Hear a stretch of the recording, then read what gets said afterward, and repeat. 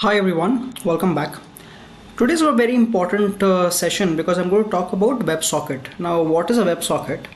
Essentially, it can help us get a stream of data. So, I'm taking you to the documentation, and on the left side, once you click on WebSocket, you can get a lot of information. And I'm going to take an example of live data, LTP.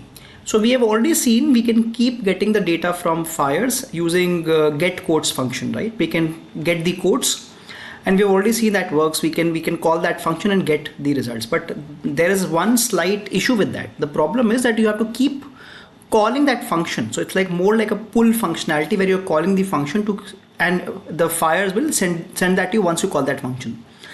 A more, I would say, a better or a robust approach is that you open a WebSocket. So you can read more about what is a WebSocket here.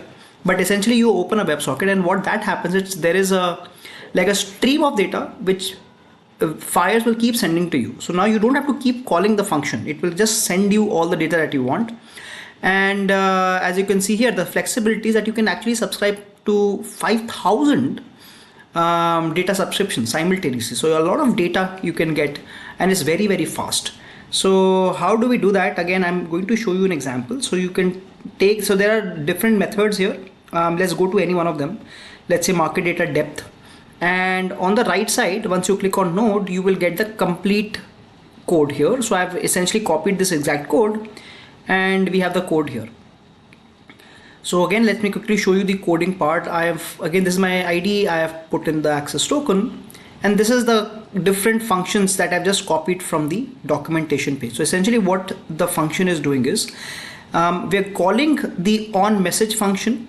We are also calling the on connect, the error, and the close function. So on connect, basically when I'm starting the WebSocket, I will have to tell which all symbols I want to subscribe, because as you know, there are thousands and thousands of symbols. So I can't get the data for all the symbols. So I'm telling the Fires API that I'm going to, let's say, subscribe to two symbols, which is TCS and Nifty 50, and make sure that you're putting the right format. Then I am not showing you this part because there are two ways we can subscribe symbols. One is the normal method. One is I can also subscribe by getting the market depth. So I'm first showing you without the market depth, then I'll show you with the market depth, and then I'll show you both of them together. Now we also have something called, so we can get the data in two modes. So one is the light mode and one is the full mode.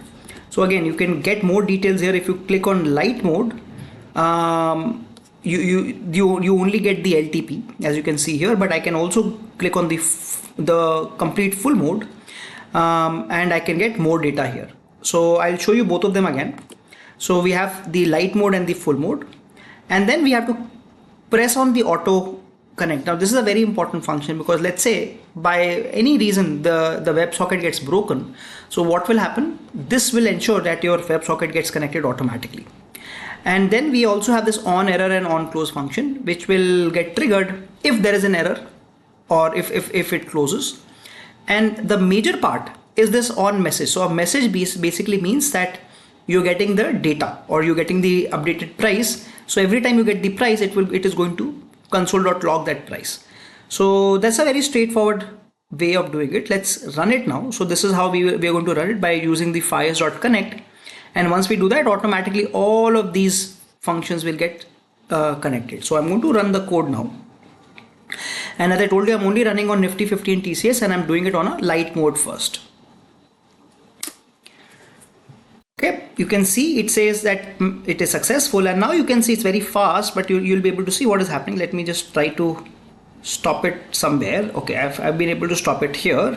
So you can see what is happening. You're getting the Nifty 50, you're getting the LTP, you're getting the feed time, which is in this format, and then you're also getting the TCS value, and it is 3323, and this will keep running. As you can see, this will keep running, and whatever is the current price, as and when it gets changed, you will keep getting the results here, and you're only getting the LTP. So let me just stop it now, and let me do the same thing, but this time I'm not going to show you the light mode.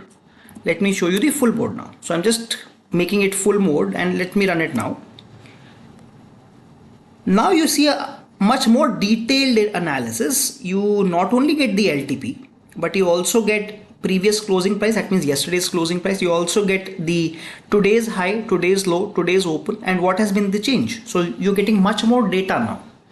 So that is what you get when you do the full mode. Again, let me stop the code. So for stopping it, I'm just doing Control C to stop it.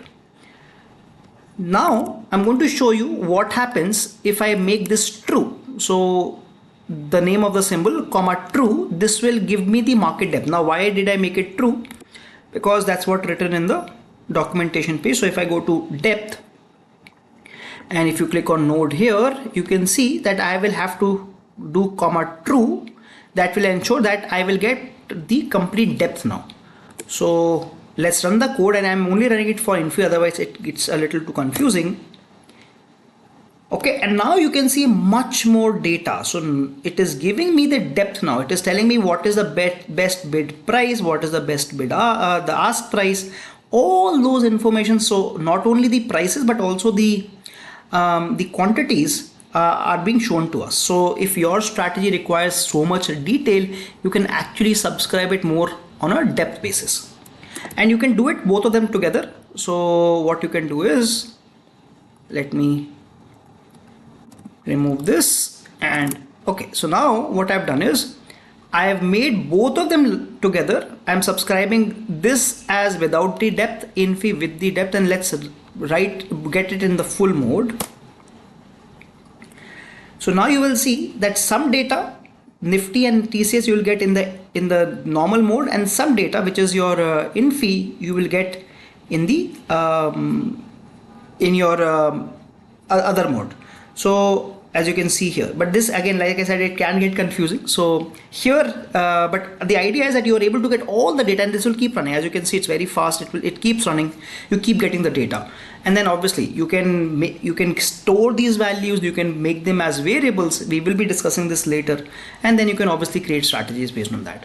So very interesting concept of WebSocket, and it's very easy to implement. As you can see, it's a very small code, and it works like a charm. So again, thanks for joining. I will be seeing you in the next video now.